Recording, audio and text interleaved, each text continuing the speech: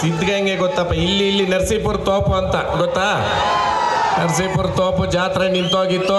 ಇವಾಗ ಅದಕ್ಕೆ ಪ್ರಪ್ರಥಮ ಸೇರಿಸಿದವಾಗ 5 ವರ್ಷ ದನ ಕಳಿಸಿದ್ದೀನಿ ನಾನು. 1 ರೂಪಾಯಿ ದುಡ್ಡು ಇಲ್ದಿರ ದನ ಕಳಿಸಿ ಜಾತ್ರೆ ಕಟ್ಸಿದೆ.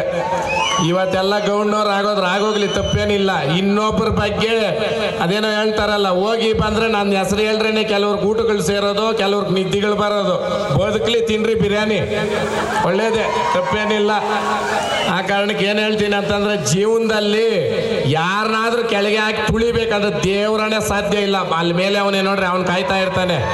ಶ್ರಮ ನಮ್ದಾಗಿರ್ಬೇಕು, ಫಲಾನು ಫಲ ಭಗವಂತನ ಒಪ್ಪಿಸ್ಬೇಕು. ಇಲ್ಲಿ ಶ್ರಮ ಒಂದು ಬಿಟ್ಟು ಮಿಂಡ್ರಿಗಳು ಇನ್ನೆಲ್ಲ ಮಾಡ್ತಾರೆ. ಶ್ರಮ ಒಂದು ಬಿಟ್ಬಿಟ್ಟು ಇನ್ನೆಲ್ಲ ಮಾಡೋದು, ಇನ್ನೆಲ್ಲಿಂದ ಬರಬೇಕು? ಆ ಕಾರಣಕ್ಕೆ ಸಣ್ಣದಾಗ ಒಂದು ಕತೆ ಹೇಳ್ತೀನಿ ಕೇಳ್ರಿ ನಿಮಗೆ. ಶ್ರಮಕ್ಕೆ ಇರ್ತಕ್ಕಂಥ ಬೆಲೆ ಏನು, 7 ಮಿಂಡ್ರಿ ಆಟೋದ್ರಕ್ಕೆ ಇರೋದ್ರಕ್ಕೆ ಬೆಲೆ ಏನು ಅಂದ್ಬಿಟ್ಟು ಭಗವಂತನ ಹತ್ರ ಸಿಂಪಲ್ ಆಗಿ ಇರಲಿ, ಇರೋಣ. ಲೋಕಲ್ಲೇ, ನಮ್ಮ ಲೋಕಲ್ಲೇ ಇದು.